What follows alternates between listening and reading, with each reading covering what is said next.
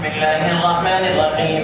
وعنها رضي الله تعالى عنها قالت دخل علي رسول الله صلى الله عليه وسلم ذات يوم وهو مسرور فقال أي عائشة ألم تري أن مجسسا كالمدلجي دخل فلما رأى أسامة وزيدا وعليهما قطيفة قد غطيا رؤوسهما وبدت أقدامهما فقال إن هذه الأقدام بعضها من بعض متفق عليه. وعن سعد بن أبي وقاص وأبي بكر رضي الله تعالى عنهما قال رسول الله صلى الله عليه وسلم من ادعى إلى غير أبيه وهو يعلم فالجنة عليه حرام متفق عليه. وعن أبي هريرة رضي الله تعالى عنه قال رسول الله صلى الله عليه وسلم لا ترغبوا عن آبائكم فمن رغب عن أبيه فقد كفر متفق عليه. وقد ذكر حديث عائشة رضي الله تعالى عنها ما من أحد غير من الله في باب صلاة الخسوف. وعنها قالت دخل علي رسول الله صلى الله عليه وسلم ذات يوم وهو مسرور فقال أي عائشة ألم تري أن مجزز المدلجية دخل فلما رأى أسامة وزيدا وعليهما قطيفة قد غطيا رؤوسهما وبدت أقدامهما فقال إن هذه الأقدام بعضها من بعض. حضرت عائشہ رضی اللہ تعالی عنہ کی روایت ہے، فرماتی ہیں کہ داخل ہوئے میرے پاس رسول اللہ صلی اللہ علیہ وسلم ایک دن اور حال یہ ہے کہ آپ خوش ہو رہے تھے، وہو مسرور جملہ حالیہ، حال یہ ہے کہ آپ خوش ہو رہے تھے. آپ نے ارشاد فرمایا اے عائشہ، یعنی اے یا عائشہ، اے ندائے قریب کے لیے آتا ہے، اے عائشہ علم ترئی، نون کو حذف کر دیا گیا، کیا نہیں دیکھا تم نے، یعنی یہ ایسی بات ہے کہ جس کا تم کو علم ہونا چاہیے. علم ترئی، کیا تم نے نہیں دیکھا، کیا تمہیں معلوم نہیں ہوا، یعنی ایک ایسی بات جس کا تم کو علم ہونا چاہیے، اور وہ یہ کہ مجزز مدلجی، مجزز زال کے کسرے کے ساتھ، اکثر روات نے اس کو کسرے کے ساتھ ہی نقل کیا، بعض نے اس کو مجزز زال کے فتحے کے ساتھ بھی نقل کیا. مدلجی یہ نسبت ہے مدلج کی طرف، بنو کنانہ کا ایک قبیلہ، اس کی ایک شاخ مدلج، اس کی طرف یہ منسوب ہے. اور عربوں کے اندر یہ قبیلہ قیافے کے اندر مشہور تھا. داخل ہوا جب اس نے دیکھا اسامہ اور زید کو، اور حال یہ ہے کہ ان کے اوپر ایک موٹی چادر پڑی ہوئی تھی اور ڈھانک رکھا تھا انہوں نے اپنے سر کو، اور کھل رہے تھے ان کے پاؤں. تو اس قائف نے دیکھ کر کہا کہ یہ پاؤں ایک دوسرے سے ہیں، ان هذه الاقدام بعضها من بعض، ان پاؤں کا آپس میں تعلق ہے. دونوں لیٹے ہوئے تھے، پاؤں کھلے ہوئے تھے، سر ڈھکا ہوا تھا، یعنی چہرہ ڈھکا ہوا تھا، اور باوجود اس کے کہ ایک کے پاؤں کا رنگ کالا، دوسرے کے پاؤں کا رنگ بالکل سفید، اس کے باوجود اس نے دیکھ کر یوں کہا کہ ان دونوں کا آپس میں رشتہ ہے. یہ حضور پاک علیہ السلام نے ارشاد فرمایا. حضرت زید بن حارثہ رضی اللہ تعالی عنہ حضور پاک علیہ السلام کے محبوب، انتہائی سرخ سفید اور خوبصورت رنگ کے. آپ علیہ السلام نے ان کا نکاح کرایا ام ایمن سے، جن کا نام برکہ تھا، لقب ان کی، کنیت ان کی ام ایمن تھی. یہ حبشیہ تھی، کالے رنگ کی. زید بن حارثہ جتنے خوبصورت یعنی سرخ سفید، ام ایمن اتنی ہی کالی. اللہ کے نبی نے ان دونوں کا نکاح کرا دیا. ان سے بیٹا پیدا ہوا حضرت اسامہ. حضرت اسامہ باپ پر جانے کے بجائے ماں پر گئے. رنگ کالا، ہونٹ بھی ذرا موٹے موٹے جیسے حبشیوں کے ہوا کرتے ہیں. اس کی وجہ سے کیونکہ حضرت زید بن حارثہ رضی اللہ تعالی عنہ حضور اکرم صلی اللہ علیہ وسلم کی طرف منسوب ہوا کرتے تھے ابتدا میں، اور ان کو زید بن حارثہ کے بجائے زید بن محمد کہا جاتا تھا. وہ تو پھر 21ویں پارے کی سورہ احزاب کی آیت نازل ہوئی جس نے متبنہ کی نسبت کا انکار کیا اور اس کی ممانعت کر دی کہ وہ متبنہ کی نسبت اس کے پرورش کرنے والے کی طرف نہیں کی جائے گی بلکہ حقیقی باپ کی طرف. ادعوہم لآبائہم هو اقسط عند اللہ. متبنہ کو پکارو ان کے باپ کے ساتھ منسوب کر کر. تو اس کے بعد زید ابن محمد کے بجائے زید ابن حارثہ کہا جانے لگا. جب حضرت اسامہ پیدا ہوئے تو کفار مکہ، مشرکین مکہ اور یہود و نصارہ جتنے بھی مخالفین تھے، منافقین، ان سب نے تانا دینا شروع کیا کہ اسامہ زید کے بیٹے نہیں، دونوں میں اتنا فرق، ایک اتنا کالا ایک اتنا سفید، اسامہ بالکل کالے اور زید بالکل سفید. تو انہوں نے تانا دینا شروع کیا کہ اسامہ زید کے بیٹے نہیں. اور مقصود ان لوگوں کا صرف حضور اکرم صلی اللہ علیہ وسلم کو تکلیف پہنچانا، کیونکہ زید ابن حارثہ اللہ کے نبی کے محبوب تھے.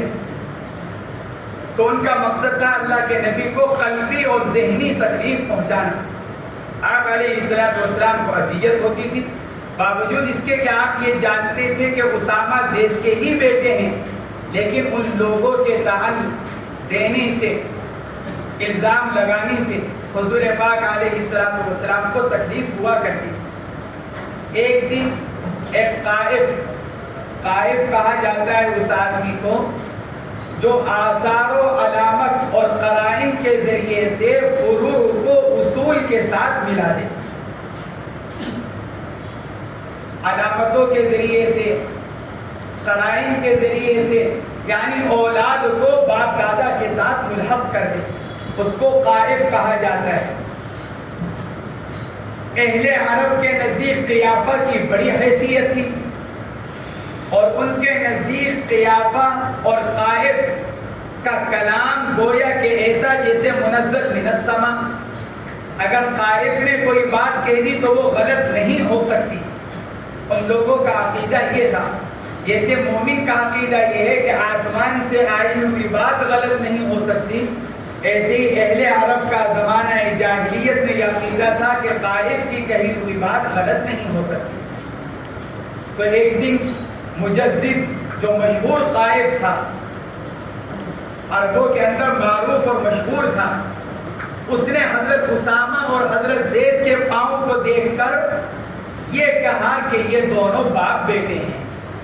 حالانکہ وہ ان دونوں کو جانتا نہیں تھا اور چہرہ بھی ڈھکا ہوا تھا، صرف پاؤں دیکھ کر اس نے بتلا دیا کہ یہ دونوں باپ بیٹے ہیں. حضور پاک علیہ السلام کو اس کے کہنے سے بہت خوشی محسوس ہوئی. یہ ایک واقعہ جس کو مصنف نے بیان فرمایا. یہاں پر سوال یہ پیدا ہوا کہ کیا قائف کی بات معتبر ہے، اور کیا قائف کے قول پر نسب کا ثبوت ہو سکتا ہے؟ اگر کوئی قائف یوں کہہ دے کہ فلاں فلاں کا لڑکا ہے یا فلاں فلاں کا باپ ہے تو کیا نسب ثابت ہو جائے گا؟ اس میں اختلاف ہوا. حضرات ائمہ ثلاثہ، امام شافعی، امام مالک، امام احمد، ان تین میں سے امام شافعی اور امام احمد رحمہم اللہ، یہ حضرات تو یہ فرماتے ہیں کہ قائف کی بات معتبر ہے اور اس کے قول پر نسب ثابت ہو جائے گا. امام شافعی اور امام احمد بن حنبل یہ حضرات یہ فرماتے ہیں کہ قائف کی بات معتبر ہے اور قائف کی بات سے نسب کا ثبوت ہو جائے گا. حضرت امام مالک رحمۃ اللہ علیہ یہ فرماتے ہیں کہ نسب تو ثابت ہوگا، قائف کی بات کا اعتبار تو کیا جائے گا، لیکن آزاد عورت کے بچوں کے بارے میں بات معتبر ہوگی. باندی کے بچے کے حق میں قائف کا قول معتبر نہیں ہوگا. زید اور ہندہ میاں بیوی ہیں، ان کے بچے کے بارے میں قائف اگر کوئی بات کہتا ہے تو اس کا تو اعتبار ہوگا. یعنی آزاد عورت کے بارے میں تو قائف کی بات معتبر ہوگی، باندی کے بارے میں اور باندی کے بچے کے بارے میں قائف کی بات معتبر نہیں ہوگی. من جملہ ائمہ ثلاثہ قائف کی بات کے معتبر ہونے کے قائل ہیں. امام شافعی، امام احمد، امام مالک. اور اسی روایت سے استدلال کرتے ہیں کہ دیکھو نبی کریم علیہ السلام قائف کی بات پر خوش ہوئے. کیوں؟ اس لیے کہ نسب ثابت ہو گیا. یا ائمہ ثلاثہ نے اس سے استدلال کیا. حضرات حنفیہ کا مذہب یہ ہے کہ قیافہ معتبر نہیں ہے اور قائف کی بات سے نسب ثابت نہیں ہو سکتا۔ یہ حضرات حنفیہ فرماتے ہیں کہ قیافہ کا اعتبار نہیں اور قیافہ سے ثبوت نسب نہیں ہو سکتا۔ ائمہ ثلاثہ نے اس روایت سے استدلال کیا۔ حنفیہ کی طرف سے اس کا جواب یہ دیا گیا، ثبوت نسب کو تو اللہ کے نبی پہلے سے جانتے تھے کہ اسامہ زید کے بیٹے ہیں، یہ بات تو اللہ کے نبی پہلے سے جانتے تھے۔ اللہ کے نبی قائف کی بات پر جو خوش ہوئے وہ اس لیے نہیں کہ نسب ثابت ہو گیا، نسب کا ثبوت تو پہلے سے تھا۔ اللہ کے نبی علیہ السلام کے خوش ہونے کی صرف وجہ کیا تھی؟ کفار کا خاموش ہو جانا اور ان کے طعنوں کا ختم ہو جانا، کیونکہ ان کے نزدیک قائف کی بات معتبر تھی۔ تو اللہ کے نبی علیہ السلام کو خوشی اس بات کی ہوئی تھی کہ خود ان کے اپنے آدمی نے ان کے باپ اور بیٹا ہونے کا ثابت، بیٹا اور باپ ہونے کو ثابت کر دیا، اور ان کے اپنے قائف کی بات جو کہ ان کے اپنے اوپر حجت بن گئی، اس لیے حضور پاک علیہ السلام قائف کی بات پر خوش ہوئے، اور خوش ہونے کی وجہ کفار کا خاموش ہو جانا اور ان کا اسامہ ابن زید رضی اللہ تعالی عنہما کے نسب میں طعن کرنے سے رک جانا اور باز آ جانا، اس بنا پر اللہ کے نبی علیہ السلام خوش ہوئے تھے۔ حنفیہ فرماتے ہیں اس کی مثال ایسی ہی ہے جیسے رمضان کے مہینے کا چاند شعبان کی 29 تاریخ ہے، لوگوں نے چاند دیکھنے کا اہتمام کیا اور چاند نظر آ گیا۔ 29 شعبان کو چاند نظر آیا رمضان المبارک کا۔ یہاں پر ثبوت رمضان کا فیصلہ کس پر ہو رہا ہے؟ رؤیت ہلال پر، چاند دیکھا گیا۔ البتہ ایک ہفتہ پہلے بعض منجمین نے، بعض ماہر فلکیات نے یہ اعلان کر رکھا تھا کہ 29 میں چاند نظر آنے کا 100% امکان ہے۔ بعض ماہر فلکیات جیسے ہمارے مولانا سمیر الدین صاحب اعلان کر دیتے ہیں 4-5 دن پہلے ہی کہ 29 کا چاند نظر آ سکتا ہے، یا کہ 29 کا چاند نظر نہیں آئے گا، مہینہ 30 کا ہوگا، اپنے فلکیات کے اعتبار سے۔ اب اس کے بعد کسی نے یہ اعلان کر رکھا ہے کہ 29 میں چاند نظر آئے گا، اور پھر دیکھنے والوں نے جب دیکھنے کا اہتمام کیا تو چاند نظر آ گیا۔ تو یہاں فیصلہ رؤیت ہلال پر ہو رہا ہے یا اس ماہر فلکیات کے قول پر ہو رہا ہے؟ لا محالہ فیصلہ رؤیت ہلال پر ہو رہا ہے۔ ہاں یہ الگ بات ہے کہ ان کی رؤیت ان کے قول کے مطابق ہوگی۔ ایسے ہی حضور پاک علیہ السلام نے حضرت اسامہ اور حضرت زید کے درمیان نسب کا ثبوت وحی کے ذریعے سے فرما رکھا تھا۔ ہاں یہ الگ بات ہے کہ پھر اس وحی کی موافقت کس سے ہو گئی؟ اس قائم اور منجم کے قول سے، جس کی وجہ سے کفار مکہ خاموش ہو گئے اور جو وہ طعنہ دیا کرتے تھے ان کا وہ طعنہ ختم ہو گیا۔ حضرات ائمہ ثلاثہ نے حضرت ہلال ابن امیہ اور حضرت عویمر عجلانی کے واقعے سے بھی استدلال کرنا چاہا کہ دیکھو اللہ کے نبی علیہ السلام نے وہاں علامتیں بتلا دی تھی بچے کے بارے میں، اس لیے بعد میں پھر بچے کا نسب عویمر عجلانی اور ہلال ابن امیہ سے ثابت بھی نہیں ہوا۔ اس کا جواب یہ دیا گیا کہ وہاں اللہ کے نبی علیہ السلام نے کوئی قیافے کے ذریعے سے تھوڑی علامات بتلائی تھی، وہ تو وحی کے ذریعے سے بتلائی تھی۔ وحی اور الہام اس کے ذریعے سے اللہ کے نبی علیہ السلام آنے والے بچے کی صفات کو بیان فرما رہے ہیں، اور اگر وہی بات ہوتی جو آپ کہہ رہے ہیں تو پھر لعان نہ ہوتا بلکہ ہلال اور عویمر کی بیویوں پر حد زنا جاری کی جاتی۔ بقول آپ کے قیافہ اگر معتبر ہے تو پھر ایسی صورت میں کیا ہوتا؟ حضرت ہلال اور حضرت عویمر کے واقعے میں لعان ہونے کے بجائے، کیونکہ قیافے سے ثابت ہو رہا ہے ان کی بیویوں کا زنا کرنا، بچوں کا زانی کے رنگ اور شکل پر پیدا ہونا، یہی تو قیافہ ہے، قرائن اور علامات کے ذریعے سے بچے کو باپ کے ساتھ ملانا۔ تو بقول آپ کے اگر حضرت عویمر اور حضرت ہلال ابن امیہ رضی اللہ تعالی عنہما کے واقعات قیافے کے معتبر ہونے کی دلیل ہیں، تو پھر سوال یہ پیدا ہوتا ہے کہ پھر ان کی بیویوں پر حد زنا کیوں نہیں جاری کی گئی؟ پھر لعان کا کوئی مطلب نہیں بنتا۔ جب آپ نے قیافے کے ذریعے سے اس بات کو ثابت کر دیا کہ ہاں یہ بچے ان دونوں کے ہیں، تو اس کا مطلب تو یہ نکلا کہ یقینی طور پر ہلال اور عویمر کی بیویوں نے زنا کیا، تو پھر ان کے اوپر حد زنا جاری ہونی چاہیے تھی۔ حالانکہ اللہ کے نبی علیہ السلام نے اس سب کے باوجود دونوں کی بیویوں پر حد زنا کو جاری نہیں فرمایا، بلکہ دونوں کے واقعات میں لعان فرمایا۔ اس لیے ان واقعات سے اس پر استدلال کرنا درست نہیں ہے۔ حنفیہ نے استدلال کیا اوپر حضرت عائشہ کی روایت، عتبہ ابن ابی وقاص کا واقعہ، یہاں پر بھی بچہ اسی کی مشابہت پر تھا، خود انتقال سے پہلے وہ اپنا دعویٰ بھی کر چکا تھا، کہہ بھی چکا تھا، اور بچے کی کوئی مشابہت بھی اس کے ساتھ، اس لیے اللہ کے نبی نے حضرت سودا کو پردہ کرنے کا حکم بھی فرما دیا تھا، لیکن اس کے باوجود اللہ کے نبی نے اس کا نسب عتبہ سے ثابت نہیں فرمایا۔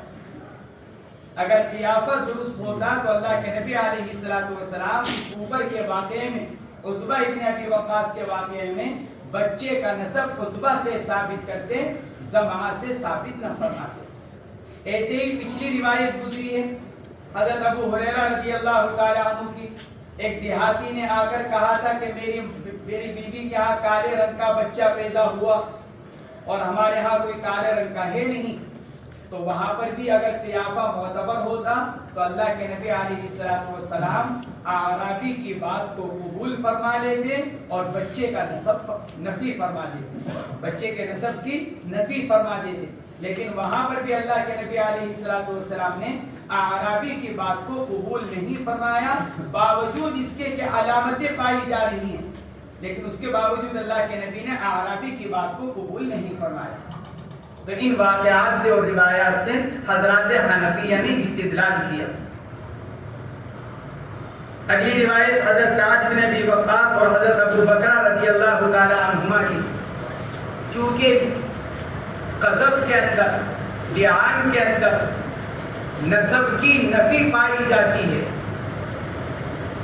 لعان میں نسب کی نفی پائی جاتی ہے، شوہر یوں کہتا ہے کہ یہ بچہ میرا نہیں، شوہر یہ کہتا ہے، اس لیے مصنف علیہ الرحمہ چند روایات ایسی لے کر آ رہے ہیں جس میں نسب کی نفی کی حرمت کو بیان کیا گیا، بلا وجہ شرعی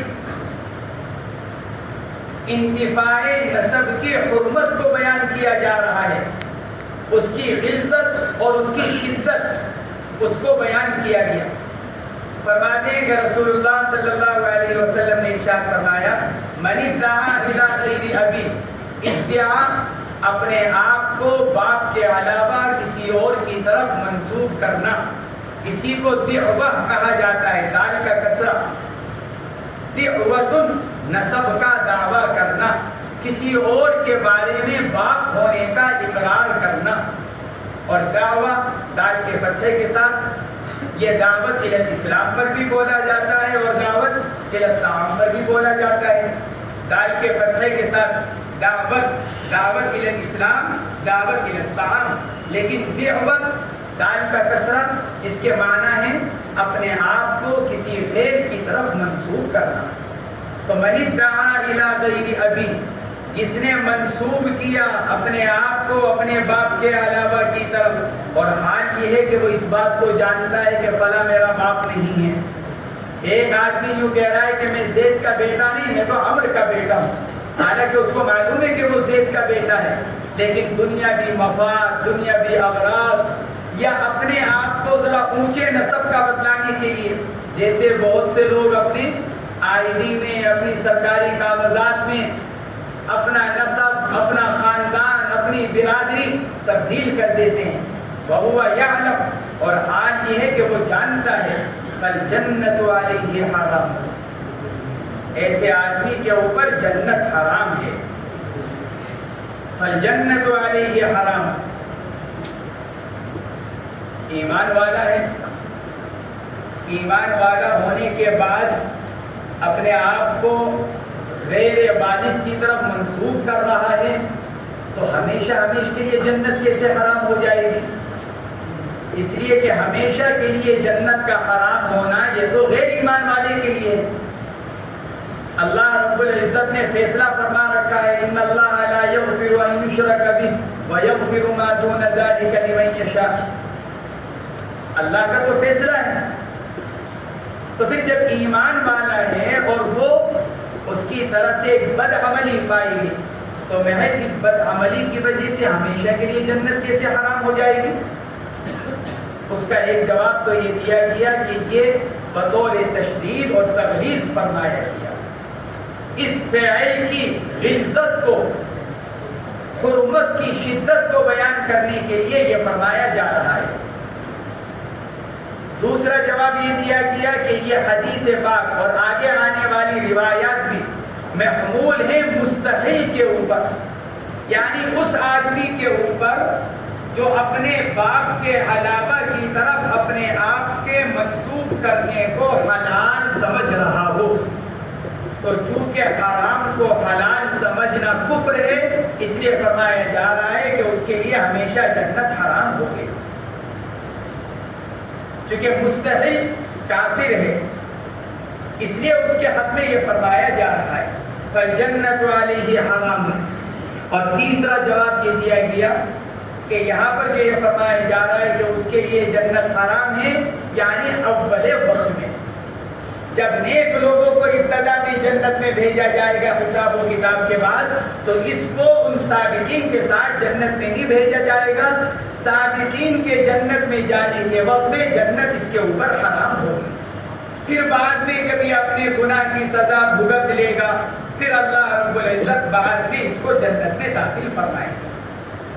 بہرحال جو بھی جواب دے دیا جائے, لیکن غور کیا جائے تو دیکھا کہ اللہ کے نبی علیہ السلام کتنا سخت جملہ اس کے بارے میں ارشاد فرما رہے ہیں, فَالْجَنَّةُ عَلَيْهِ حَرَامٌ.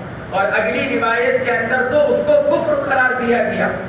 حضرت ابو ہریرہ رضی اللہ تعالیٰ عنہ کی روایت, آپ علیہ السلام نے ارشاد فرمایا, لا ترغبوا عن آبائکم, اپنے باپ یعنی اپنے اصول سے اعراض مت کرو. رغیبہ یرغبو کا صلہ جب عن کے ساتھ آئے تو معنی اعراض کے ہوتے ہیں. لا ترغبوا عن آبائکم, اس لیے حدیث میں فرمایا گیا فمن رغب عن سنتی, جو اعراض کرے گا میری سنت سے. ولا ترغبوا عن آبائکم, مت اعراض کرو اپنے باپ دادا سے. جو اعراض کرے گا اپنے باپ سے فقد کفر, اس نے کفر کیا. یعنی جس نے اپنے آپ کو اپنے باپ کے علاوہ کسی اور کی طرف منسوب کیا, اس نے کیا کیا؟ اس نے کفر کیا. یا تو وہی معنی کہ اس کو تخلیص پر محمول کیا جائے, یا پھر کفارہ فعل الکفارہ یعنی ای فعل فعل الکفارہ, اس نے ایسا کام کیا جو کافروں کا کام ہے. کیونکہ ایمان والا اللہ کے حکم کے خلاف اپنے آپ کو اپنے باپ کے علاوہ کی طرف منسوب نہیں کر سکتا. ہاں, جس کا اللہ اور اللہ کے رسول پر ایمان نہیں وہ یہ کام کرے گا. تو اگر ایمان والا یہ کام کر رہا ہے تو اس نے وہ کام کیا جو غیر ایمان والوں کا کام کیا. ایک جواب اس کا یہ دیا گیا فقد کفر. اور تیسرا جواب یہ دیا گیا یخشى علیہ الکفر فی النہایہ, اس نے کفر کیا یعنی آخر زندگی میں اس کے اوپر کفر کا خطرہ ہے. جو آدمی اپنے آپ کو اپنے باپ کے علاوہ کسی اور کی طرف منسوب کرتا ہے, محدثین نے اس کے معنی کیا کیے؟ آخر زندگی میں اس کے ایمان کا خطرہ ہے. کہ کہیں کفر کے اندر نہ چلا جائے۔ بعض حضرات نے فرمایا کہ کفارہ کو کفر اصطلاحی کے بجائے کفر لغوی کے معنی پر محمول کیا جائے۔ کفارہ ای انکر، یعنی اس نے اپنے باپ کی جو نعمت اس کو اللہ نے دے رکھی ہے اس نعمت کا اس نے انکار کیا۔ اس کا اور اس کے باپ کے درمیان ولادت کا جو تعلق ہے اور اللہ نے جو یہ انعام اس کے اوپر فرما رکھا ہے اس نے اللہ کی اس نعمت کا انکار کیا۔ فقط کفارہ کے لغوی معنی انکار کرنا، یہ معنی مراد کیے جائے۔ فرماتے ہیں حضرت عائشہ رضی اللہ تعالی عنہ کی روایت بھی ذکر کی گئی ہے، ما من احد اغیر من اللہ، کہ کوئی آدمی اللہ سے زیادہ غیرت مند نہیں ہے۔ فرماتے ہیں باب صلاۃ الخسوف کے اندر ہم نے اس روایت کو بیان کیا، گویا کہ یہاں ہم تکرار کی وجہ سے اس کو نقل نہیں کر رہے، لیکن غیرت سے متعلق مصنف علیہ رحمہ ماقبل میں روایتیں بیان کر چکے ہیں۔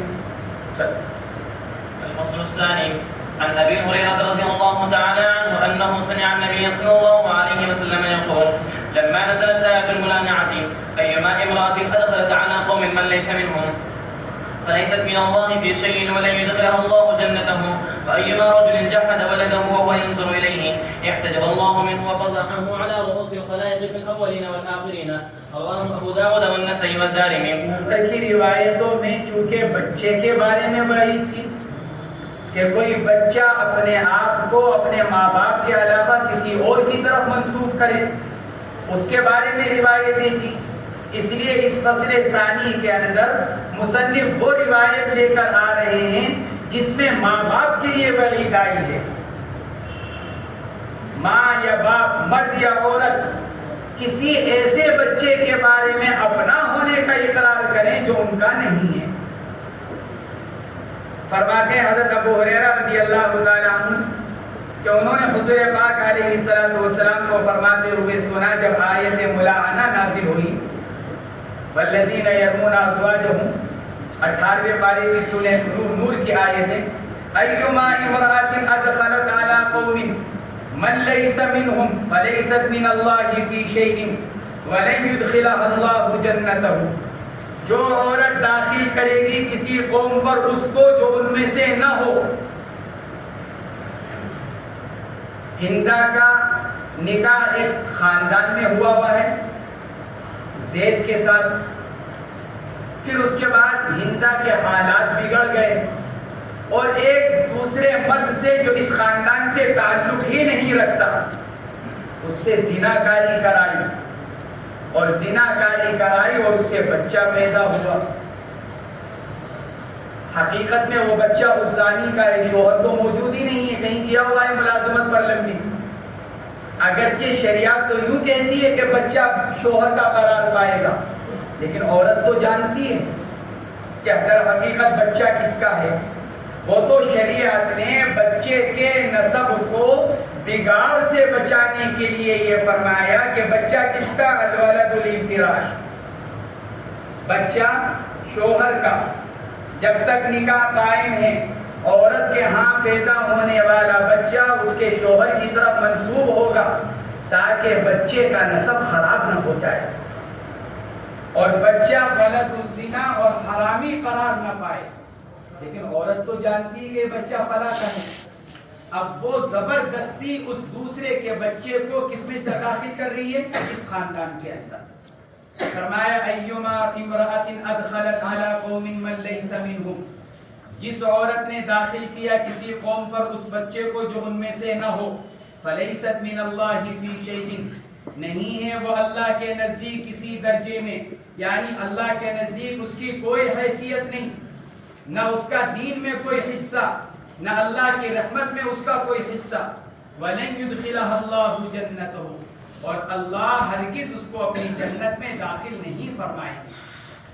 ایسے ہی وَأَيُّمَا رَجُلٍ جَحَدَ وَلَدَهُ وَهُوَ يَنظُرُ إِلَيْهِ، میاں بیوی ہیں، بچہ پیدا ہوا اور اب ایک آدمی بغیر کسی وجہ شرعی کے بچے کے اپنا ہونے کا انکار کر رہا ہے، ایک تو وجہ شرعی ہو اور ایک یہ کہ کوئی وجہ شرعی نہیں، ویسے ہی بس بچے کا انکار کر رہا ہے۔ وَأَيُّمَا رَجُلٍ جَحَدَ وَلَدَهُ، اور جو آدمی انکار کرے اپنے بچے کا، وَهُوَ يَنْظُرُ إِلَيْهِ، ہوا ضمیر کس کی طرف لوٹ رہی ہے؟ بعض حضرات نے تو لکھا ہے ہوا ضمیر لوٹ رہی ہے ولد کی طرف، اور الیہ میں ضمیر لوٹ رہی ہے والد کی طرف، اور حال یہ ہے کہ وہ بچہ انتہائی معصومیت کے ساتھ اپنے باپ کو دیکھ رہا ہے اور باپ کو اس کے اوپر شفقت اور رحم نہیں آ رہا ہے، اور یوں کہہ رہا ہے کہ نہیں یہ میرا نہیں ہے۔ وَهُوَ يَنْظُرُ إِلَيْهِ، گویا کہ باپ کی دل کی سختی کو بیان کیا گیا اس جملے کے ذریعے سے۔ وَهُوَ يَعْلَمُ إِلَيْهِ، حال یہ کہ بچہ اپنے باپ کو دیکھ رہا ہے اور باپ اس کے اپنا ہونے کا انکار کر رہا ہے۔ دوسرا قول یہ کہ ہوا ضمیر لوٹ رہی ہے باپ کی طرف اور الیہ کی ضمیر لوٹ رہی ہے بچے کی طرف۔ جو آدمی بچے کے اپنا ہونے کا انکار کرے اور حال یہ ہے کہ باپ خود بچے کو دیکھ بھی رہا ہے، بچہ اس کے سامنے موجود ہے، بچہ کو دیکھنے کے باوجود وہ اپنے ہونے کا انکار کر رہا ہے۔ اور تیسرا قول یہ ہے کہ وَهُوَ يَنْظُرُ إِلَيْهِ کے معنی ہے وَهُوَ يَعْلَمُ أَنَّهُ وَلَدٌ لَهُ، جو آدمی بچے کا اپنا ہونے کا انکار کرے اور حال یہ ہے کہ وہ جانتا ہے کہ وہ بچہ اسی کا ہے، وَهُوَ يَعْلَمُ أَنَّهُ وَلَدٌ لَهُ، اور حال یہ ہے کہ وہ آدمی جانتا ہے کہ وہ بچہ اسی کا ہے، پھر بھی انکار کر رہا ہے کسی اپنی دنیاوی مفاد، دنیاوی غرض کی وجہ سے۔ فرماتے ہیں احتجب اللہ منہ، اللہ رب العزت بھی کل قیامت کے دن اس سے پردہ کر لیں گے، کیونکہ یہاں دنیا میں اس نے اپنے اور بچے کے درمیان میں آڑ کر دی انکار کر کر کہ یہ بچہ میرا نہیں، تو نسب کے درمیان میں چونکہ آڑ کر دی اپنے انکار کی، اس لیے کل قیامت کے دن بھی اللہ رب العزت اس کو اپنی زیارت سے محروم فرما دے گا۔ احتجب اللہ منہ، اللہ بھی اس سے پردہ فرمائیں گے، اللہ تو پردہ نہیں فرما سکتے، اللہ تو پاک ہے، مطلب یہ کہ اللہ اس کو اپنی زیارت سے محروم کر دیں گے۔ وَفَزَعَهُ عَلَى رُؤُوسِ الْخَلَائِقِ فِي الْأَوَّلِينَ وَالْآخِرِينَ، اور اللہ اس کو رسوا کریں گے تمام مخلوق کے سامنے، علی رؤوس الخلائق، تمام مخلوق کے سامنے، فی الاولین والآخرین ای فی مجمعہم، سیدنا آدم علیہ السلام سے لے کر قیامت تک آنے والے آخری فرد تک جتنے انسان دنیا میں آئے ہوں گے ان سب کی موجودگی میں اللہ رب العزت اس آدمی کو، منکر کو، قیامت کے دن ذلیل و رسوا کرے۔ وعن ابن عباس رضي الله تعالى عنهما قال جاء رجل إلى النبي صلى الله عليه وسلم فقال إن لي امرأة لا تغض يد لامس، فقال النبي صلى الله عليه وسلم طلقها، قال إني أحبها، قال فأمسكها إذن، رواه أبو داود والنسائي، وقال النسائي رفعه أحد الرواة إلى ابن عباس رضي الله تعالى عنهما وأحدهم لم يرفعه، قال وهذا الحديث ليس بثابت۔ حضرت عبداللہ ابن عباس رضی اللہ تعالی عنہ کی روایت ہے، فرماتے ہیں جاء رجل الى النبی صلی اللہ علیہ وسلم فقال ان لی امرأة، ایک صاحب اللہ کے نبی کی خدمت میں حاضر ہوئے اور آ کر عرض کیا کہ میری بیوی ہے۔ محدثین نے لکھا ہے کہ ان دونوں کا نام صحیح طور پر معلوم نہیں ہو سکا، آنے والے کون اور ان کی بیوی دہلیہ کا نام کیا کہا؟ لا ترد ید لامس، وہ کبھی بھی لامس کے ہاتھ کو لوٹاتی نہیں۔ لا ترد ید لامس، کیا مطلب ہے اس جملے کا؟ محدثین کا اس میں اختلاف ہوا کہ اس جملے کے معنی کیا۔ بعض حضرات نے تو لکھا ہے کہ سائل کو خالی ہاتھ نہیں لوٹائے، جو مانگنے آ جائے اور آ کر جو مانگ لے اٹھا کر دے دیتی ہے. کم عقل ہے گویا کہ عقل کی کمزوری ہے. اس کو یہی اندازہ نہیں کہ سائل کو کیا دینا چاہیے, کتنا دینا چاہیے. قیمتی سے قیمتی چیز اٹھا کر دے دیتی ہے. لا تردوا ید لامس.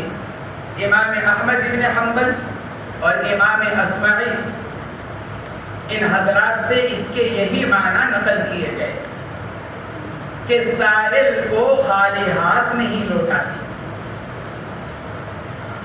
لیکن اس پر اعتراض کیا گیا کہ اگر یہی اس کے معنی اور مطلب ہیں تو پھر لا تردوا ید لامس کے بجائے لا تردوا ید ملتمس ہونا چاہیے.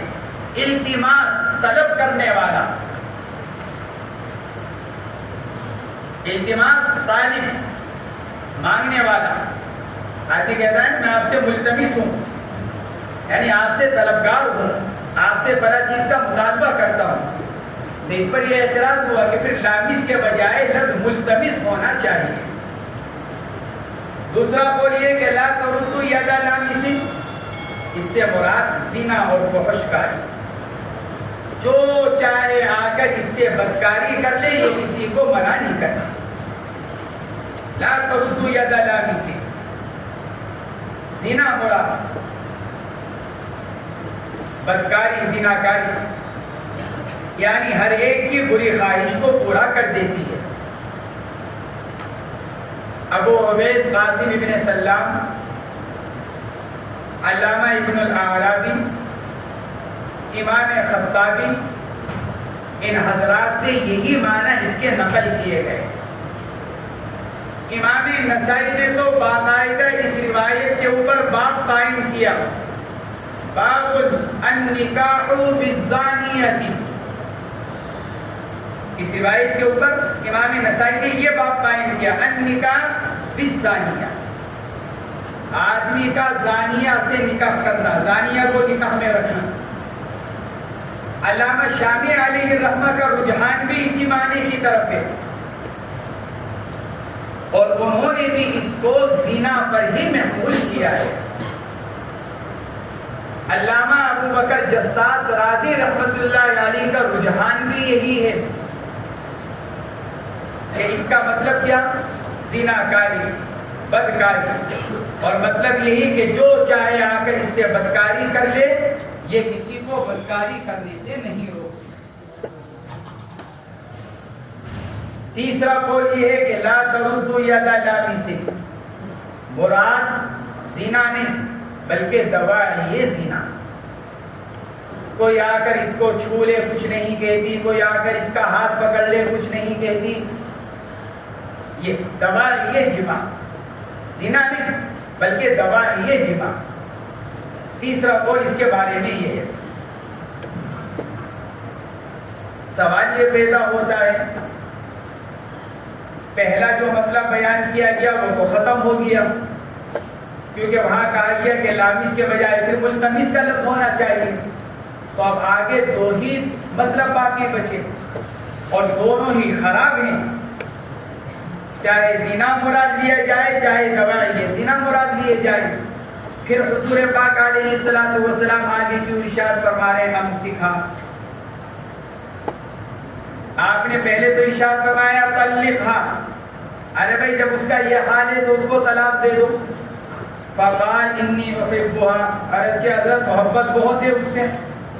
قال امسکھا اذن, فرمایا ٹھیک ہے جب تمہیں اس سے بہت زیادہ تعلق ہے تو روک کر رکھ لو. سوال اس پر یہ پیدا ہوا کہ جب وہ ایسی زانیہ فاحشہ فاجرہ ہے تو اللہ کے نبی علیہ الصلوۃ والسلام نے روک کر رکھنے کی اجازت کیسے مرحمت فرمایا؟ اس کا ایک جواب تو یہ دیا گیا کیونکہ انہوں نے خود اپنی وجہ بیان کر دی کہ انی احبها, کہ حضرت مجھے محبت بہت ہے, کہیں ایسا نہ ہو کہ علیحدگی کے بعد کسی اور خرابی میں مبتلا ہو جاؤں, زناکاری میں بدکاری میں میں مبتلا ہو جاؤں. اس لیے اللہ کے نبی علیہ الصلوۃ والسلام نے ان کو روک کر رکھنے کی اجازت مرحمت فرمائی. بعض حضرات فرماتے ہیں فَأَمْسِكْهَا إِذًا فَأَمْسِكْهَا فَاحْفَظْهَا اِذَنْ اَيْ فَاحْفَظْهَا، اچھا پھر روک کر رکھو لیکن پھر اس کی حفاظت بھی کرو۔ بہتر تو یہ تھا کہ تم اس کو طلاق دے دیتے، لیکن جب تم اپنی محبت اور تعلق کی وجہ سے اس کو طلاق نہیں دینا چاہتے تو پھر اس کو نکاح میں باقی رکھو لیکن اس کی حفاظت کرو، غیر مردوں سے، اجنبی لوگوں سے اس کی حفاظت کرو۔ فَاحْفَظْهَا إِذَنْ، کہ پھر اس کی حفاظت کرو۔ علامہ ابن الکثیر رحمۃ اللہ علیہ نے لکھا، ان صاحب نے آ کر جو شکایت کی لا ترد ید لابس، یہ محض ان کا ایک گمان تھا، حقیقت نہیں۔ جیسے بعض اوقات آدمی کو اپنے گھر والوں کے بارے میں بعض برا گمان، بعض برے خیالات، بعض وساوس پیدا ہو جاتے ہیں اور ان کے ذہن میں آ جاتا ہے، کوئی ایسا لگتا ہے جیسے میرے پیچھے میری بیوی کوئی برے کام کرتی ہے، حالانکہ ان کے پاس کوئی دلیل نہیں ہوتی، لیکن ان کا اپنا وہم، ان کا اپنا گمان یہ ہونے لگتا ہے کہ میری بیوی بدکار ہے۔ ان صاحب کے ساتھ بھی یہی معاملہ تھا، ان کو اپنی بیوی کے بارے میں محض ایک وہم اور گمان بن گیا تھا اور پیدا ہو گیا تھا، ورنہ در حقیقت ایسا نہیں تھا۔ اس لیے جب انہوں نے یوں کہا کہ مجھے اپنی بیوی سے محبت ہے اور طلاق دے دینے کی صورت میں کہیں پھر ایسا نہ ہو کہ میں بدکاری اور زناکاری میں مبتلا ہو جاؤں، طلاق دے کر اس کو چھوڑ تو دوں گا لیکن جاؤں گا پھر اسی کے پاس، کیونکہ دل کا تعلق ہے، اور طلاق دینے کے بعد پھر جا کر جب اس سے تعلق قائم کروں گا تو وہ زناکاری اور بدکاری ہوگی، حرام کاری ہوگی۔ تو پھر حضور پاک علیہ السلام نے فرمایا کہ جب وہ وہم و گمان سے تعلق رکھتا ہے، یہاں حرام کاری میں پڑنے کا یقین ہے، اس لیے اللہ کے نبی علیہ السلام نے اس وہم و گمان کو کل عدم قرار دیتے ہوئے بیوی کو رکھنے کا حکم فرما دیا۔ یا علامہ ابن کثیر رحمۃ اللہ علیہ نے فرمایا، اسی حدیث کی بنا پر علامہ شامی رحمۃ اللہ علیہ نے یہ لکھا فتاوی شامی کے اندر کہ فاجرہ بیوی کو طلاق دینا واجب نہیں ہے۔ اگر فاجرہ کو طلاق دینا شرعاً ضروری ہوتا، اللہ کے نبی علیہ السلام ان کے انی احبھا کہنے پر روکنے کی اجازت مرحمت نہ فرماتے، بلکہ یہی فرماتے کہ نہیں طلاق دے کر علیحدہ کرو۔ اس سے علامہ شامی علیہ رحمہ نے استدلال کیا کہ فاجرہ عورت کو طلاق دینا واجب نہیں ہے، اگر کسی وجہ سے آدمی اس کو اپنے نکاح میں برقرار رکھنا چاہے تو نکاح میں برقرار رکھ سکتا ہے۔ سوال یہ پیدا ہوا کہ اللہ کے نبی علیہ السلام نے اس کو ایسی زانیہ بیوی کو نکاح میں رکھنے کی اجازت دی، تو پھر ایسی صورت میں تو وہ آدمی دیوس کہلائے گا۔ دیوس وہ آدمی کہلاتا ہے جو اپنی بیوی کی زناکاری سے واقف ہو پھر بھی کچھ نہ کہے، اور احادیث شریفہ میں ایسے آدمی کے بارے میں سخت وعید وارد ہوئی ہیں، تو گویا کہ یہ آدمی بھی ان وعیدوں کے تحت میں آئے گا، اور اللہ کے نبی علیہ السلام اس کو اجازت دے رہے ہیں۔ تو اس کا جواب یہ دیا گیا کہ جس دیوس سے متعلق وعیدات وارد ہوئی ہیں وہ دیوس ہے جو اپنی بیوی کی حرام کاری اور زناکاری پر رضامند ہو اور اس کو کچھ نہ کہے۔ یہاں تو جا کر وہ شکایت کر رہے ہیں، اور بقول علامہ ابن کثیر کے یقین نہیں ہے، بحث وہم و گمان پر شکایت کر رہے ہیں، تو پھر کیسے ان کو دیوس قرار دیا جا سکتا ہے؟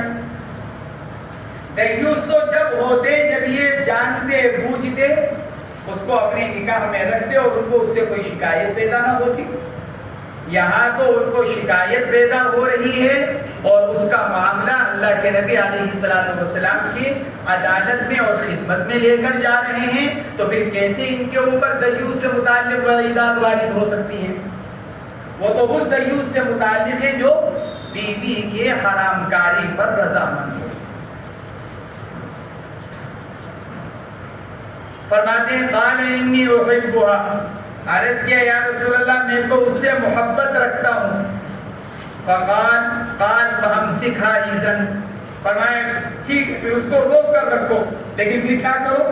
بین السطور لکھا ہوا ہے اے فاحفظها لئلا تفعل فاحشة، تو پھر اس کی حفاظت بھی کرو تاکہ وہ ان برائی کے کاموں کو نہ کر سکے۔ جس کی تم کو شکایت ہو رہی ہے ان کاموں سے اس کو روکنے کی فکر کرو اور اس کی کوشش کرو۔ فرماتے ہیں امام ابو داؤد اور امام نسائی نے اس روایت کو نقل کیا، اور امام نسائی رحمۃ اللہ علیہ نے فرمایا کہ بعض روات نے اس کو ابن عباس کی طرف مرفوعا نقل کیا، رفعه احد الروات الى ابن عباس، یعنی تابعی ابن عباس کے واسطے سے روایت نقل کرتے ہیں، وَأَحَدُهُمْ لَمْ يَرْفَعْهُ، بعض حضرات نے درمیان میں سے ابن عباس کا واسطہ ختم کر دیا۔ عبداللہ ابن عبید اللہ ابن عمیر راوی ہیں، انہوں نے اس روایت کو نقل کیا تو درمیان میں سے ابن عباس کا واسطہ ختم کر دیا، اسی کو فرماتے ہیں وَأَحَدُهُمْ لَمْ يَرْفَعْهُ۔ قال امام نسائی فرماتے ہیں وَهَذَا الْحَدِيثُ لَيْسَ بِثَابِتٍ، یہ حدیث ثابت نہیں ہے۔ مصنف کے اس طرز سے تو یہ معلوم ہوتا ہے گویا کہ یہ حدیث بالکل صحیح نہیں، حالانکہ ایسا نہیں۔ علامہ ابن جوزی نے بھی یہی لکھ دیا هَذَا الْحَدِيثُ مَوْضُوعٌ، یہ حدیث تو جھوٹی ہے بالکل۔ حافظ ابن حجر نے اس کا رد کیا، علامہ ابن جوزی کا اس روایت کو موضوع قرار دینا صحیح نہیں ہے۔ امام نسائی نے جو فرمایا کہ هَذَا الْحَدِيث لَيْسَ بِثَابِتٍ، شراح نے لکھا ہے یعنی اس کا موصول ہونا ثابت ہے، ورنہ مرسلاً وہ روایت ثابت ہے۔ اس لیے مصنف علیہ الرحمہ کا علی الاطلاق یہ کہہ دینا هَذَا الْحَدِيثُ لَيْسَ بِثَابِتٍ، یہ بات صحیح نہیں ہے۔ چلو وعن عمرو بن شعيب عن أبيه عن جده رضي الله تعالى عنه أن النبي صلى الله عليه وسلم قضى أن كل مستلحق استلحق بعد أبيه الذي يدعى له ادعاه ورثته، فقضى أن من كان من أمة يملكها يوم أصابها فقد لحق بمن استلحقه، وليس له مما قسم قبله من الميراث شيء، فما أدرك من ميراث لم يقسم فله نصيبه، ولا يلحق إذا كان أبوه الذي يدعى له أنكره، فإن كان من أمة لم يملكها أو من حرة عاهر بها فإنه لا يلحق ولا يرث من كان الذي يدعى له هو ادعاه، فهو ولد زنية من حرة كان أو أمة، رواه أبو داود۔ اس میں ایک مسئلہ بیان کیا گیا، ایک سوال اور پھر سوال کا جواب، جیسے استفتاء کی صورت ہوتی ہے، صورت واقعہ بیان کیا جاتا ہے پھر اس کا جواب ملتا ہے، ایسے یہاں پر بھی ہے۔ صورت مسئلہ کیا ہے اس کو سمجھ لو گے تو حدیث پاک کے ترجمے کا سمجھنا آسان ہو جائے گا، ورنہ الفاظ سے تم سمجھ رہے ہوں گے کہ حدیث تو بڑی مشکل ہے، بعض الفاظ ہی سمجھ میں نہیں آ رہے ہیں۔ مسئلہ ہے مستلحق کا، مستلحق یعنی جس کے نسب کو دوسرے کے ساتھ ملایا جائے۔ مسئلہ یہ ہے کہ جیسا کہ اوپر بھی عتبہ ابن ابی وقاص کے واقعہ بیان کیا گیا، بعض اوقات ایسا ہوا کرتا تھا کہ ایک آدمی کا انتقال ہو گیا، اس کے انتقال کے بعد اس کے ورثہ، جیسے عتبہ ابن ابی وقاص کہہ کر گئے تھے حضرت سعد ابن ابی وقاص کو بھائی فلاں بادی کا بچہ میرا ہے، تو بعض اوقات ایسا ہوتا کہ آدمی کا انتقال ہو جاتا، باپ کا انتقال ہو گیا، گھر میں بیٹے موجود ہیں، اولاد موجود ہے، باپ کے انتقال کے بعد بعض اوقات اولاد یہ دعویٰ کرتی فلاں جو بچہ ہے وہ ہمارے باپ کا ہے، فلاں جو بچہ ہے، فلاں عورت کا جو بچہ ہے وہ ہمارے باپ کا ہے، گویا کہ ہمارا بھائی ہے۔ اس کو کہا جاتا ہے استلحاق، طلب لحوق، اس کے نسب کو اپنے ساتھ ملانے کا مطالبہ۔ اس بچے کا نسب اس کے ساتھ نہیں بلکہ اس بچے کا نسب ہمارے ساتھ ملا دیا جائے، ہمارا بھائی بنا دیا جائے۔ یہ اس کے اندر، اس حدیث پاک کے اندر یہ مسئلہ بیان کیا گیا۔ مستلحق کے ثبوت نسب کا کیا مسئلہ ہے؟ حضور پاک علیہ الصلوۃ والسلام نے ابتدائے اسلام میں یہ فیصلہ فرمایا تھا۔ محدثین نے لکھا ہے یہ بالکل ابتدائے اسلام کا واقعہ ہے۔ شروع اسلام میں آپ نے یہ فیصلہ فرمایا۔ آپ نے فرمایا کہ اگر کسی بچے کے بارے میں یہ دعویٰ کیا جائے کہ وہ بچہ مرنے والے کا ہے، اور یہ دعویٰ کس کی طرف سے ہے؟ مرنے والے کے ورثہ کی طرف سے، تو پھر اس بچے کا نسب مرنے والے سے ثابت کر دیا جائے گا چند شرطوں کے ساتھ۔ نمبر 1، اس مرنے والے نے یعنی مورث نے اپنی زندگی میں اس کے نسب کا اپنے ہونے سے انکار نہ کر رکھا ہو۔ نمبر 1، انکار نہ کر رکھا ہو۔ اگر اس نے کسی موقع پر انکار کیا تھا، بات اٹھی تھی اس کی زندگی میں بھی، اس نے کہا کہ نہیں وہ بچہ میرا نہیں ہے، تو پھر اس کے مرنے کے بعد ورثہ اگر دعویٰ کرتے ہیں ان کے دعوے کی کوئی حیثیت نہیں۔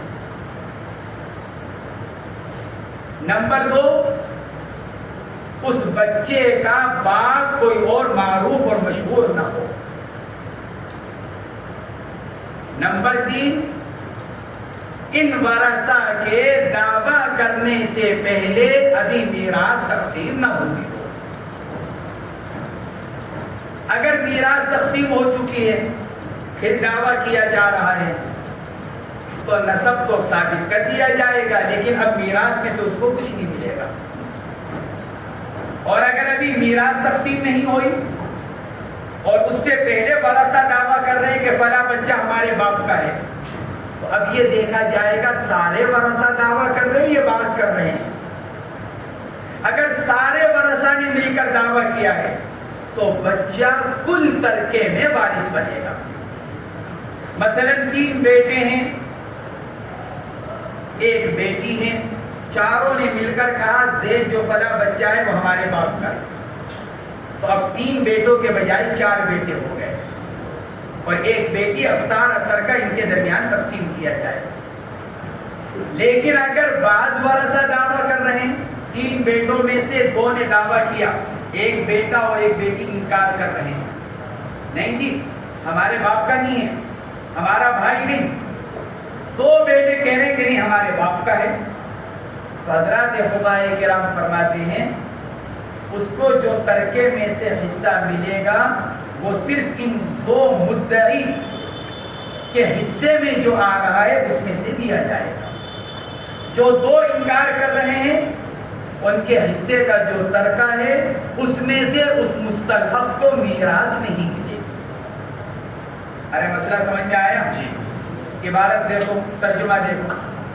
عمرو بن شعیب اپنے باپ اور دادا سے نقل کرتے ہیں کہ نبی کریم علیہ الصلوۃ والسلام نے فیصلہ فرمایا ہر اس مستلحق کے بارے میں، ان کل مستلحق کا فتح، مستلحق یعنی جس کو ملانے کا مطالبہ کیا گیا ہو، جس کے نسب کے ملانے کا مطالبہ رکھا جا چکا ہے، استلحق کہ ملایا جائے بعد ابیہ اے بعد موت ابیہ، اس کے باپ کے موت کے بعد، الذی یدعا لہ وہ کہ جس کے لیے دعویٰ کیا جا رہا ہے،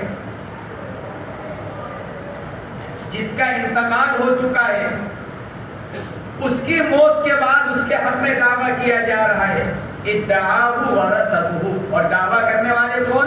مرنے والے کے ورثہ۔ مرنے والے کے ورثہ مرے ہوئے کے بارے میں دعویٰ کر رہے ہیں کہ یہ بچہ اس کا ہے۔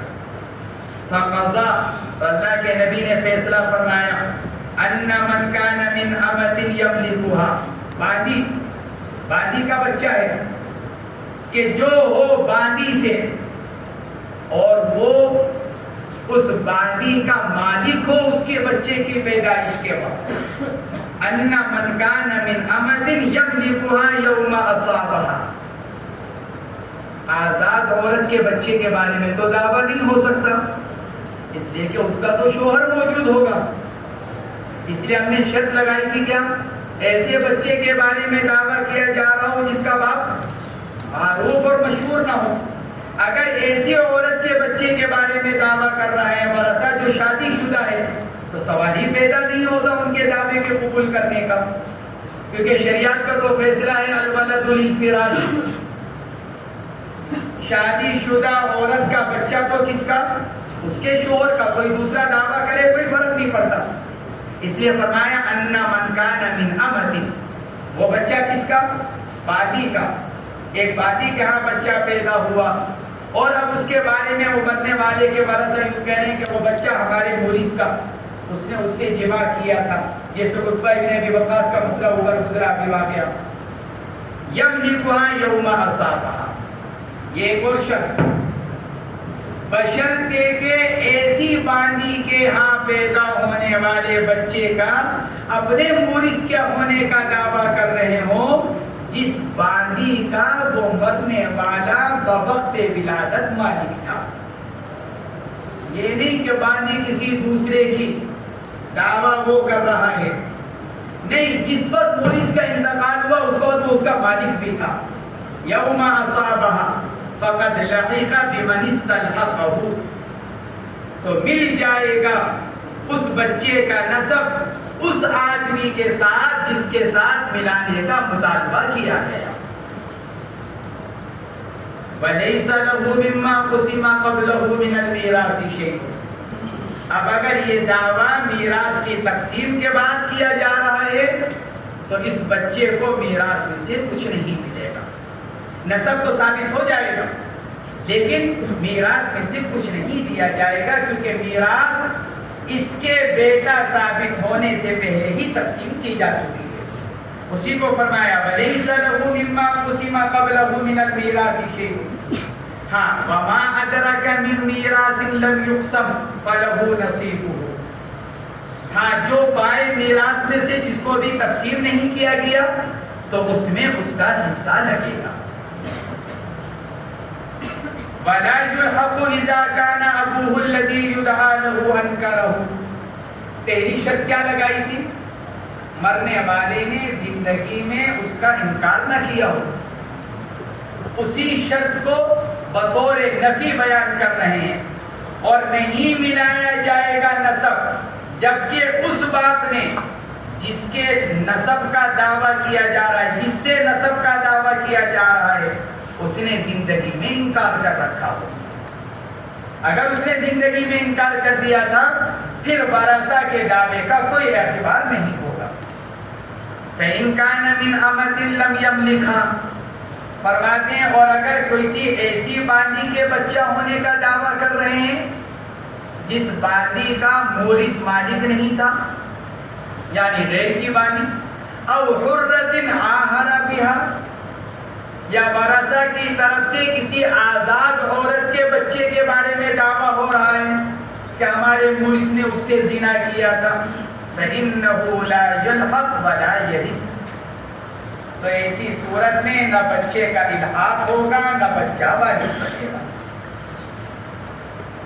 وَإِن كَانَ الَّذِي يُدْعَى لَهُ هُوَ ادَّعَاهُ، اور اگر وہ کہ جس کے لیے دعویٰ کیا جا رہا ہے اگر اس نے دعویٰ کر رکھا تھا فَهُوَ مِنْ بَلَدِ زِنْيَةٍ، تو وہ اس کی زانیہ کا بچہ قرار پائے گا، خواہ وہ زانیہ آزاد ہو یا بانی۔ یہ روایت کے اندر یہ مسئلہ بیان کیا گیا، گویا کہ مستلحق کے ثبوت نسب کا مسئلہ، اور مستلحق کے ثبوت نسب کا مسئلہ چند شرطوں کے ساتھ۔ نمبر 1، مورث نے زندگی میں انکار نہ کیا ہو۔ نمبر 2، وہ بچہ کسی باندی کا ہو۔ نمبر 3، وہ باندی اس کی ملکیت ہو۔ نمبر 4، دعوے سے پہلے میراث تقسیم نہ ہوتی ہو۔ تو پھر ان چاروں شرطوں کے ساتھ نسب بھی ثابت ہو جائے گا، بچہ وارث بھی بنے گا۔ اگر سب نے مل کر دعویٰ کیا تو کل ترکے میں وارث بنے گا، اور اگر بعض ورثہ نے دعویٰ کیا تو انہی کے حصے کے اندر اس کو میراث میں سے ترکہ دیا جائے گا۔ وعن جابر بن عتيق رضي الله تعالى عنه أن نبي الله صلى الله عليه وسلم قال: من الغيرة ما يحب الله ومنها ما يبغض الله، فأما الذي يحبها الله فالغيرة في الريبة، وأما التي يبغضها الله فالغيرة في غير ريبة. وإن من الخيلاء ما يبغض الله ومنها ما يحب الله، فأما الخيلاء التي يحب الله فاختيار الرجل عند القتال واختياره عند صدقته، وأما التي يبغض الله فاختياره في الفقر وفي رواية في البغي. رواه أحمد وأبو داود والنسائي۔ حضرت جابر بن عتیق رضی اللہ تعالی عنہ ابو عبداللہ انصاری ان کی کنیت ہے، صحابی ہیں، فرماتے ہیں حضور اکرم غزوہ احد وغیرہ میں شریک رہے۔ حضرت جابر بن عتیق رضی اللہ عنہ فرماتے ہیں حضور پاک علیہ الصلوۃ والسلام نے ارشاد فرمایا: بعض غیرتیں وہ ہیں جو اللہ کو محبوب ہیں، بعض وہ ہیں جو اللہ کو مبغوض ہیں۔ بعض غیرت کے مواقع ایسے ہیں جہاں غیرت کرنا اللہ کو پسند ہے، بعض مواقع ایسے ہیں جہاں غیرت کرنا اللہ کو ناپسند ہے۔ اجمالی طور پر فرمانے کے بعد پھر آپ نے ان کی تفسیر فرمائی: فَالْغَيْرَةُ فِي الرِّيبَةِ فَأَمَّا الَّذِي يُحِبُّهُ اللَّهُ فَالْغَيْرَةُ فِي الرِّيبَةِ، وہ غیرت جو اللہ کو محبوب ہے، وہ کیا ہے؟ تہمت کے مواقع میں غیرت کرنا ہے۔ فَالْغَيْرَةُ فِي الرِّيبَةِ، ریبہ تہمت، مواقع ہے تہمت۔ اپنی بیوی کے پاس کسی اجنبی آدمی کو آتے جاتے دیکھتا ہے، اجنبی آدمی کے ساتھ ہنسی مذاق کرتا ہوا دیکھ رہا ہے، معلوم ہوا کہ بیوی میرے پیچھے نکل کر فلاں کے گھر میں جاتی ہے۔ اب ایسے تہمت کے مواقع میں اپنی بیوی کے اوپر غیرت، یہ اللہ کو محبوب ہے، کیونکہ یہ آدمی کے غیرت مند ہونے کی علامت ہے۔ فَالْغَيْرَةُ فِي الرِّيبَةِ، مواضع شک، مواضع تردد میں جہاں تہمت کا امکان ہو وہاں غیرت کرنا یہ اللہ کو پسند ہے۔ وَأَمَّا الَّذِي يُبْغِضُهُ اللَّهُ فَالْغَيْرَةُ فِي غَيْرِ رِيبَةِ، اور وہ غیرت جو اللہ کو ناپسند ہے وہ کیا ہے؟ تہمت کے مواضع کے علاوہ میں غیرت کرنا۔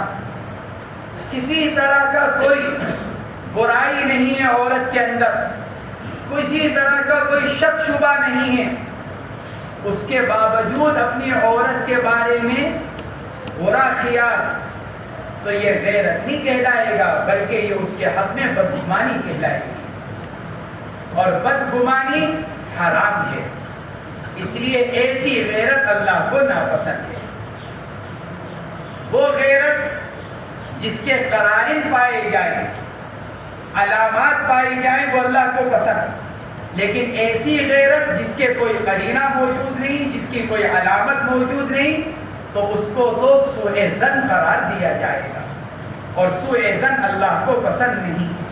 اسی لیے فرمایا فَالْغَيْرَةُ فِي غَيْرِ رِيبَةٍ وَإِنَّ مِنَ الْخُيَلَاءِ مَا يُبْغِضُ اللَّهُ وَمِنْهَا مَا يُحِبُّ اللَّهُ، اور بعض تکبر وہ ہیں جو اللہ کو ناپسند ہیں، بعض تکبر وہ ہیں جو اللہ کو پسند ہیں۔ خیلاء تکبر، بڑائی، بعض مواقع پر بڑائی اللہ کو پسند ہے، بعض مواقع پر بڑائی اللہ کو ناپسند ہے۔ فَأَمَّا الْخُيَلَاءُ الَّذِي يُحِبُّ اللَّهُ فَاخْتِيَارُ الرَّجُلِ عِنْدَ الْقِتَالِ، میدان جنگ میں آدمی کا اکڑنا اللہ کو پسند ہے، اپنی بڑائی دکھلانا، اپنا زور، یہ اللہ کو پسند ہے۔ فَاخْتِيَارُ الرَّجُلِ عِنْدَ الْقِتَالِ، اپنی طاقت دکھلانا۔ صحیح کے اندر بھی تو یہی ہے۔ صحیح کے معنی کیا؟ رمل کے معنی کیا؟ رمل کے معنی آتے ہیں اکڑ کر چلنا، مونڈوں کو ہلاتے ہوئے ذرا تیز تیز قدموں کو اٹھانا، یہ رمل کہلاتا ہے۔ حضور پاک علیہ الصلوۃ والسلام جب حضرات صحابہ کرام کے ساتھ عمرۃ القضاء میں تشریف لے گئے تو حضور پاک علیہ الصلوۃ والسلام تو سید المتواضعین، آپ سے بڑھ کر تو کوئی تواضع اختیار کرنے والا نہیں، صحابہ کرام آپ کے نقش قدم پر چلنے والے، ایک تو ان کی اپنی طبیعتوں میں تواضع، دوسرے اللہ کا گھر سامنے، اس کے گھر کے چکر لگا رہے ہیں تو ہر ایک انتہائی انکساری تواضع، سر جھکائے ہوئے اللہ کی عظمت، اس کی ہیبت کے ساتھ بیت اللہ کا طواف کر رہے ہیں۔ کفار مکہ بیٹھے ہوئے تھے چاروں طرف یہ دیکھنے کے لیے کہ مسلمان کیا کرتے ہیں۔ جب انہوں نے اللہ کے نبی کو سر جھکائے ہوئے انتہائی تواضع کے ساتھ طواف کرتے ہوئے دیکھا تو مذاق اڑانے لگا، ارے یہ ہمارے سے لڑنے آئے تھے جن سے چلا بھی نہیں جا رہا ہے۔ صحابہ اور نبی علیہ الصلوۃ والسلام کی متواضع چال کو محمول کیا کمزوری کے اوپر۔ ارے بھئی یہ کمزور لوگ جن سے قدم بھی نہیں اٹھ رہے ہیں، یہ ہمارے سے لڑنے کے لیے آئے تھے، وہ 1 سال پہلے یہ ہمارے سے لڑنے کے لیے مقابلہ کرنے کے لیے آئے۔ حضور پاک علیہ الصلوۃ والسلام پر جب آپ نے اس جملے کو سنا، آپ نے صحابہ اکرام سے فرمایا دکھلاؤ ان کو اپنی طاقت۔ تو اب صحابہ اکرام نے رمل شروع کیا۔ اب کپڑے تو اترے ہوئے ہیں، کندھوں پر چادر پڑی ہوئی ہے، اور عمر فاروق جیسا آدمی اور ان جیسے دوسرے صحابہ اکرام اب انہوں نے رمل شروع کیا، یوں اکڑ کر چلنا شروع کیا تو کفار مکہ اٹھ کر بھاگ گئے۔ اس لیے حدیث پاک میں فرمایا جا رہا ہے اختیار الرجل فی الحرب، آدمی کا کیا کرنا؟ میدان جنگ میں اپنی طاقت کو دکھلانا، وہاں اپنی بڑائی دکھلانا، یہ اللہ کو پسند ہے کیونکہ اس کا دشمن پر رعب پڑے گا۔ اس لیے فرمایا فاختیار الرجل عند القتال واختیاره عند الصدقہ، اور کیا کرنا؟ صدقے کے اندر اکڑنا۔ اکڑنے سے مراد کیا؟ احسان جتلانا نہیں، اس کی تو قرآن پاک میں ممانعت ہے کہ اپنا احسان مت جتلاؤ، بلکہ اس کے معنی کیا؟ بے پرواہی کے ساتھ دینا، زور بہت دے کر اس کو کچھ نہ سمجھنا۔ فاختیار الرجل عند الصدقہ، آدمی کا خوب دینا، خوش دلی کے ساتھ دینا، اور اپنے دیے ہوئے کو کم سمجھنا، یہ ہے اختیارہ عند الصدقہ۔ وَأَمَّا الَّذِي يُبْغِضُ اللَّهَ فَاخْتِيَارُهُ فِي الْفَخْرِ، اور وہ تکبر جو اللہ کو ناپسند ہے وہ کیا ہے؟ آدمی کا نسب کے اندر اترانا۔ فَاخْتِيَارُهُ فِي الْفَخْرِ اے فی النسب، اپنی برادری، اپنی قوم، اپنا خاندان، اس پر اترانا یہ اللہ کو ناپسند ہے۔ وفی روایت فی البغی، اور ایک روایت کے اندر فخر کے بجائے بغی کا لفظ، اور بغی کے معنی آتے ہیں ظلم کے، یعنی آدمی دوسرے کے اوپر ظلم اور زیادتی بھی کرے اور پھر اپنی چودراہٹ بھی دکھلائے۔ اجی میں تو یوں کر دیا، مجال ہے میرے سامنے کسی کا منہ بھی کھلا ہو، مجال ہے میرے سامنے کوئی آنکھ بھی اٹھا لے، ایک تو اس پر ظلم کر رہا ہے اور دوسرا اپنا بڑائی، اپنا تکبر۔ فرمایا وفی روایت فی البغی اے فی الظلم، ظلم کرنے کے بعد اپنی بڑائی جتلانا، اپنی بڑائی دکھلانا، یہ تکبر اللہ کو پسند نہیں۔ رواہ احمد